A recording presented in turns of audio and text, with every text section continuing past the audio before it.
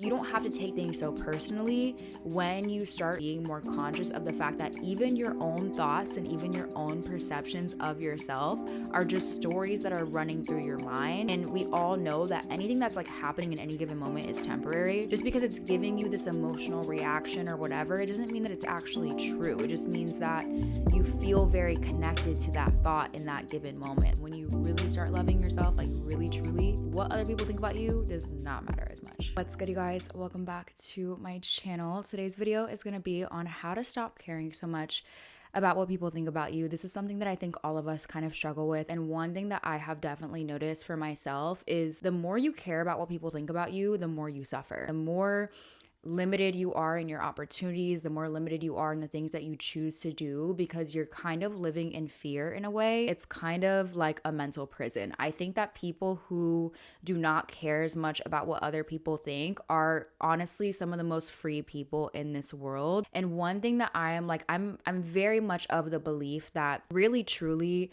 no one is really judging you but yourself. And oftentimes we end up creating these stories and these narratives in our head of what we think people are thinking about us. But oftentimes it's really just us judging ourselves. Like really, truly, if you've read the 4 Agreements, you kind of know what I'm talking about. Like a lot of us are really just living in our own world. And when we think someone is judging us or perceiving us a certain way, oftentimes it's actually coming from within. And so in this video, I really want to talk about how to really kind of quiet that voice in your head and how you can actually do the inner work to stop judging yourself so much so that you don't really worry about what other people are thinking about you. If you're interested in like some books and resources where I kind of have pulled this information from and just learned about this, I will leave links to them down below so you guys can check that out. And of course, there will be timestamps and there will also be a link to the podcast version of this video. So if you want to listen instead of watch it, you can always do that. So firstly, again, what you think people think about you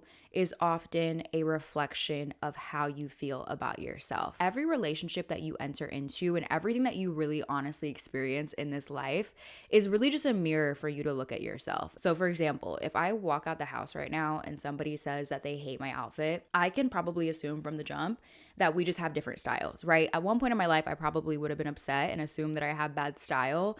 But typically when someone has a perception of me, especially when it comes to the way in which I express myself, if somebody doesn't like it, it's probably just not their style. And so that also can be applied to other areas of your life. Like if somebody doesn't like the way that you do things, if someone doesn't like the way that you speak, your personality, the way that you express yourself, you can pretty much automatically assume that it's something to do with them and their taste, right? We understand that not everybody has the same personality, not everybody has the same taste and same interests. And so in any given situation, just because someone has an opinion about you, it does not mean that it's facts.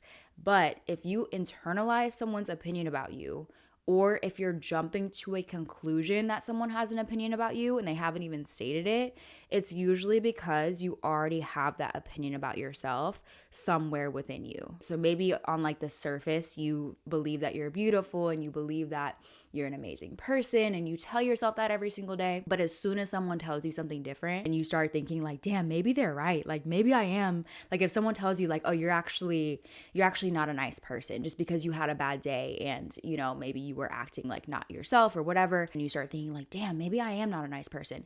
If you're internalizing that, it's because some part of you somewhere deep down actually believes it to be true. That's just a wound or an insecurity that you might actually have to address or look at. It's actually kind of a good thing. Like whenever someone doesn't like you or whenever you assume someone thinks something about you, I really, really encourage you to try to look at it as like a practice. And we're going to kind of get into that a little bit in like later in the video about how to, you know, like what to do when this does come up. Really, truly, everybody is living in their own world. We all have a different lens with which we perceive the world, with which we understand things. We all have grown up in different ways. Even a sibling, even someone who has the same parents as you, they grew up the same way. Everybody has a different life experience. So someone's opinion about you is always coming from their own perception of the world. But typically what happens at some point, especially during our childhood, is we start getting other people's opinions. We start hearing other people's opinions about us, our parents,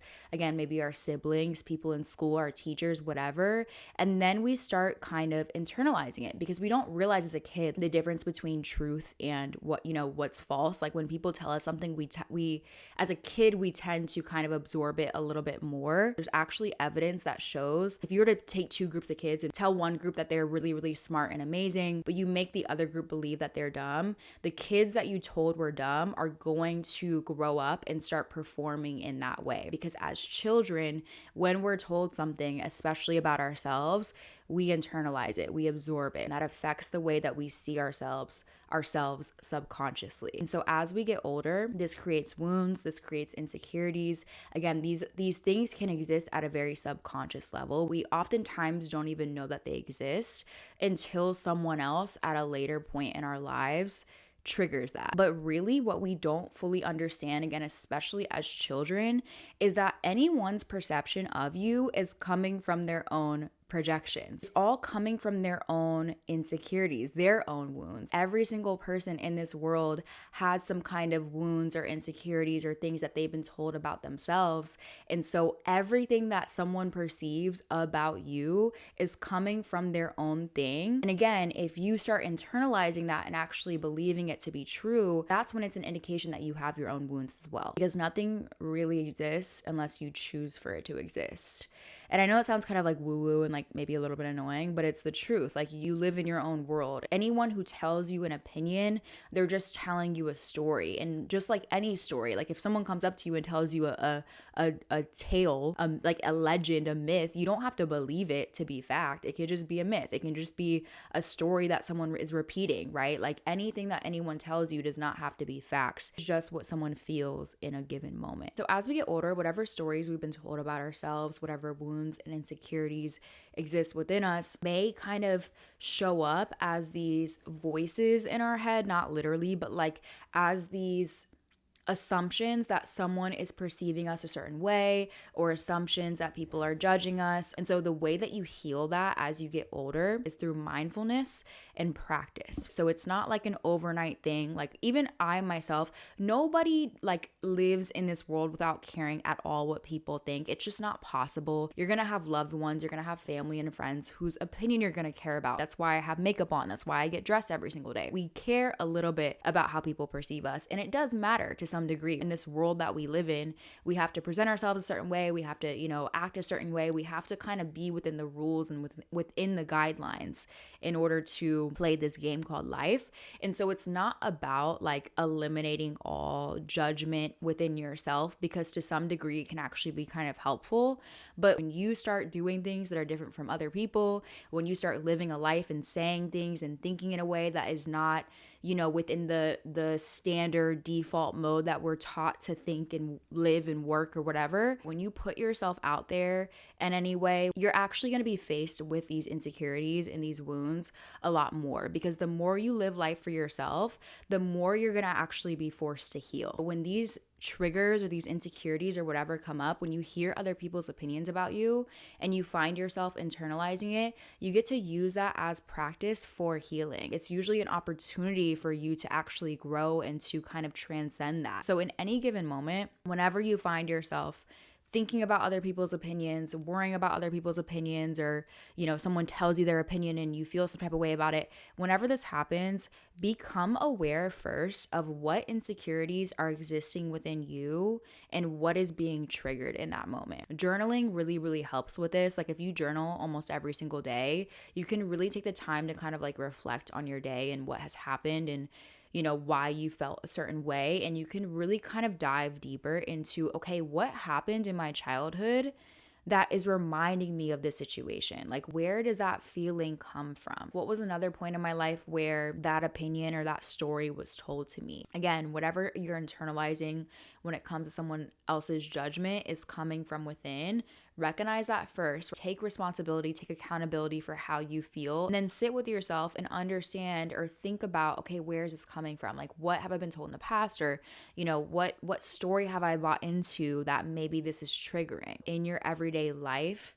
Start becoming more conscious of when these stories are coming back up in your mind. Any kind of mindfulness practice, meditation, yoga, working out, connecting with your body really, really, really helps with this, because it puts you in a state of presence and it allows you to kind of witness your thoughts, witness whatever's coming up in your mind as the observer. So instead of believing every thought that comes into your head to be true, you start observing it and you start understanding, okay, I'm not my thoughts.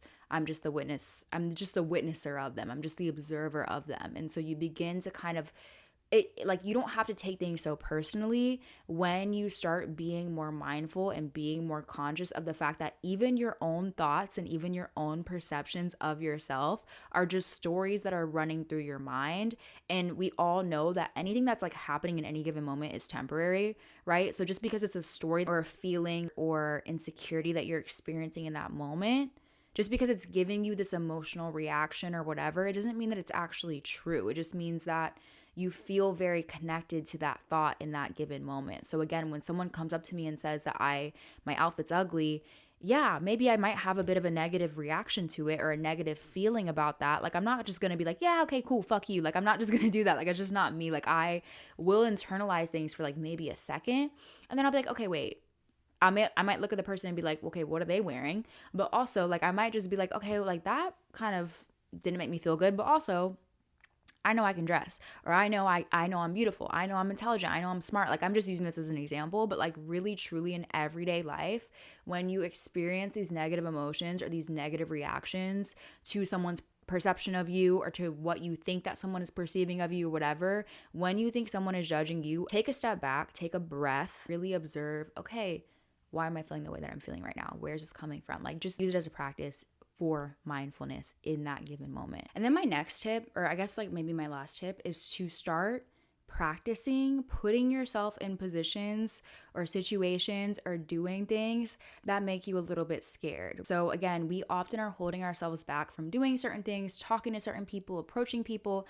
Literally, we hold ourselves back in so many different ways when we're living in fear and when we're stopping ourselves from doing things because of what we think people are thinking about us.